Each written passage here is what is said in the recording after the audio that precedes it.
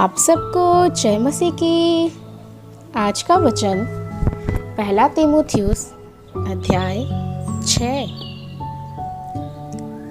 जितने दास्ता के जुए के नीचे हैं वे अपने स्वामी के बड़े आदर के योग्य जाने, ताकि परमेश्वर के नाम और उपदेश की निंदा न हो। जिनके स्वामी विश्वासी हैं उन्हें वे भाई होने के कारण तुच्छ न जाने, वरन उनकी और भी सेवा करें, क्योंकि इससे लाभ उठाने वाले विश्वासी और प्रेमी हैं। इन बातों का उपदेश किया कर और समझाता रह। यदि कोई और ही प्रकार का उपदेश देता है और खरी बातों को अर्थात हमारे प्रभु यीशु मसीह की बातों को और उस उपदेश को नहीं मानता जो भक्ति के अनुसार है, तो वह अभिमानी हो गया और कुछ नहीं जानता, वरन उसे विवाद और शब्दों पर तर्क करने का रोग है, जिससे डाह और झगड़े और निंदा की बातें और बुरे बुरे संदेह और उन मनुष्यों में व्यर्थ रगड़े झगड़े उत्पन्न होते हैं, जिनकी बुद्धि बिगड़ गई है और वे सत्य से विहीन हो गए हैं, जो समझते हैं कि भक्ति कमाई का द्वार है। पर संतोष सहित भक्ति बड़ी कमाई है, क्योंकि न हम जगत में कुछ लाए हैं और न कुछ ले जा सकते हैं। यदि हमारे पास खाने और पहनने का हो तो इन्हीं पर संतोष करना चाहिए।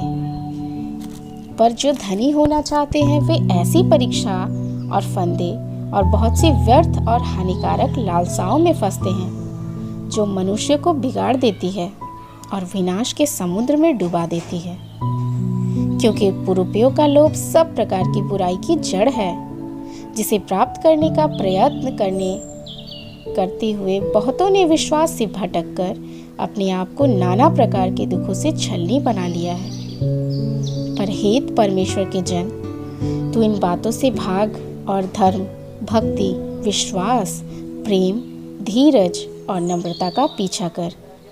विश्वास की अच्छी कुश्ती लड़ और उस अनंत जीवन को धर ले जिसके लिए तू बुलाया गया और बहुत से गवाहों के सामने अच्छा अंगीकार किया था। मैं तुझे परमेश्वर को जो सब कुछ जीवित रखता है और मसीह यीशु को गवाह करके, जिसने पुन्तियुस पिलातुस के सामने अच्छा अंगीकार किया, यह आज्ञा देता हूँ कि तू हमारे प्रभु यीशु मसीह के प्रकट होने तक इस आज्ञा को निष्कलंक और निर्दोष रख, जिसे वह ठीक समय पर दिखलाएगा,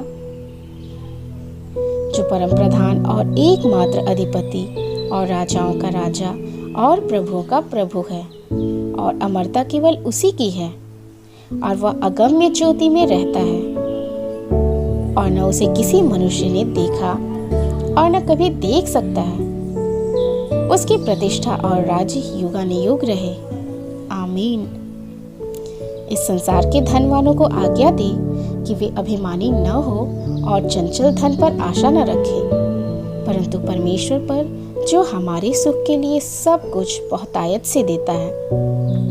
वे भलाई करे और भले कामों में धनी बने और उदार और सहायता देने में तत्पर हो, और आगे के लिए एक अच्छी नींव डाल रखे कि सच्चे जीवन को वश में कर ले।